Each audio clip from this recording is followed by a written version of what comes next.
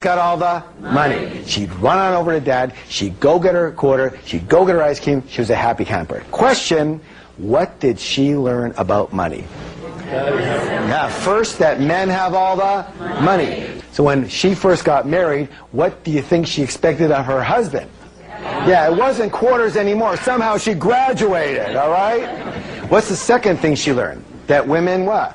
Women don't have money. Mom, the deity, the model, didn't have any money. Therefore, the way for a good woman to be is not to have any money. And to validate that way of being, she had to do what? Get rid of any money that she had. And money, of course, was the only thing that she and her husband ever fought about. And it almost cost them their marriage. Thank goodness they used our program and completely reconditioned each of their own money blueprints. And more importantly, they learned how to create a third blueprint that worked for their relationship. And they've never had another financial disagreement since. So here's the big question. What is your current money blueprint set for? Well, how can you tell? Simple. Look at your results. Look at the fruits. That will tell you what the roots are set for. Look at the house. That will tell you what the blueprint looked like. Let me put it this way. If the temperature in the room is set for 72 degrees, chances are the thermostat is set for how much, guys? 72. Now here's where it gets interesting. Is it possible, because it's really cold outside and the windows are open, that the temperature in that room could, say, go down to 65 degrees?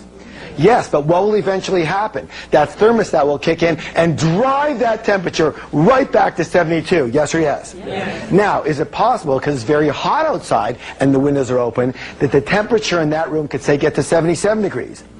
Yes, but what will eventually happen? The thermostat will kick in and drive that temperature right back to 72. Meaning that the only way to permanently, what's the word, please? Permanently change the temperature in that room is to change that what? Thermostat.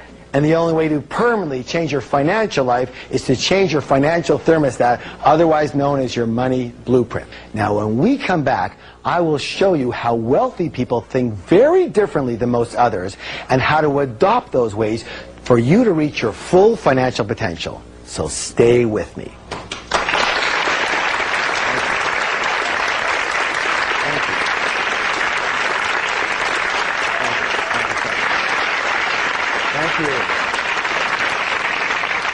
We call the process of manifestation. Do you remember? Your thoughts lead to your feelings, which lead to your actions, which lead to your results.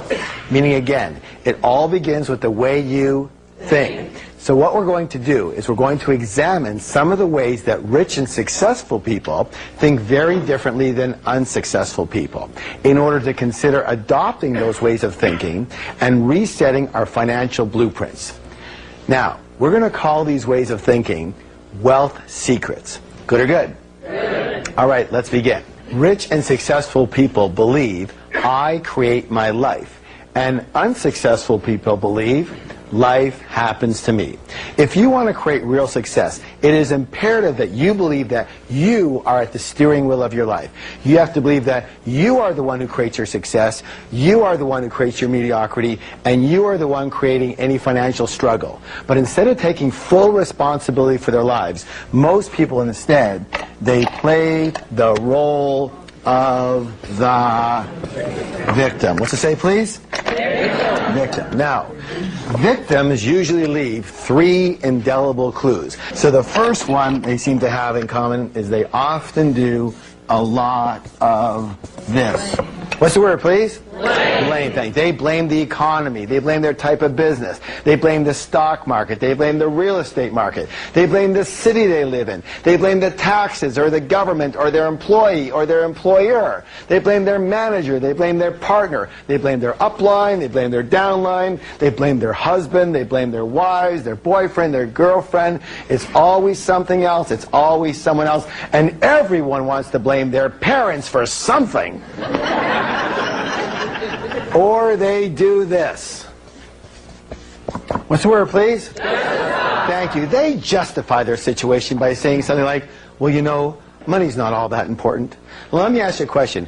If you said that your husband or your wife or your boyfriend or your girlfriend wasn't that important, would they be around for very long? I don't think so, and neither would what? Money. If you didn't think having an RV was important, would you buy one? Would you have one? Of course not. If you didn't think having a pet parrot was important, would you buy one? Would you have one? Of course not. If you don't think money's important, would you have any? Of course not. You know what? You can actually dazzle your friends with this information. Next time one of your friends comes up to you and says something like that money's not important, here's what I want you to do. I want you to put your hand on your forehead, look up to the heavens and go, "You're broke." And they're going to go, "How did you know?" And you're going to go, "What else do you want to know? That'll be $50, please. You have a whole new business." Of course they're broke. Let me say this right now. Anybody who says money's not important doesn't have any.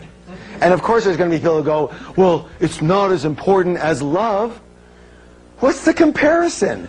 You know, what's more important, your arm or your leg? Maybe they're both important in what they do, yes or yes? Yes. All right. Now, here's the next one. The third one is this. What's it say, please? Complain. Excellent. Complain. Let me say this right now. Complaining is the absolute worst possible thing you could do for your health or your wealth. The worst. Why? There's a universal principle that says, what you focus on expands. Would you please repeat that with me? What you focus on expands. Hey, good job. Now, when you are complaining, tell me, what are you focusing on? What's right with your life or what's wrong with your life? You're focusing on what's wrong with your life. And since what you focus on expands, now what are you going to get more of? What's right with your life or what's wrong with your life? You're going to get more of what's wrong with your life. When you are complaining, you turn into this big, giant garbage magnet. And have you ever noticed that complainers usually have a crummy life? Yes? And they go, "Well, of course I complain. Look how crummy my life is." And now you know better, so you can say, "No, it's because you complain that your life is so crummy. Shut up and don't stand near me." So here are some wealth steps that will change your blueprint and change your life. First of all, no complaining for 7 full days. Not in here and not out here. Now, by the way, it has to be 7 full days. Why? Because you still might have some residual garbage coming to you from before. Because garbage doesn't travel at the speed of light, you know. It travels at the speed of garbage, and it's really, really slow. Okay, yes? Now, here's what you have to understand.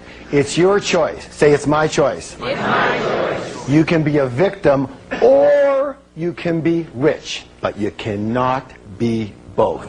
So you choose. Because every single time that you blame or you justify or you complain, you are slitting not only your financial throat, but your happiness and your health throat as well. Let me give you another wealth step along with this one. This is very simple. Start taking full responsibility for everything that is happening in your life, especially when it comes to your money. Good or good? Good. All right. Let's do a declaration together. Are you ready? Yes. Okay, here it goes. It says this. I am creating the exact level of my financial success. Let me hear you.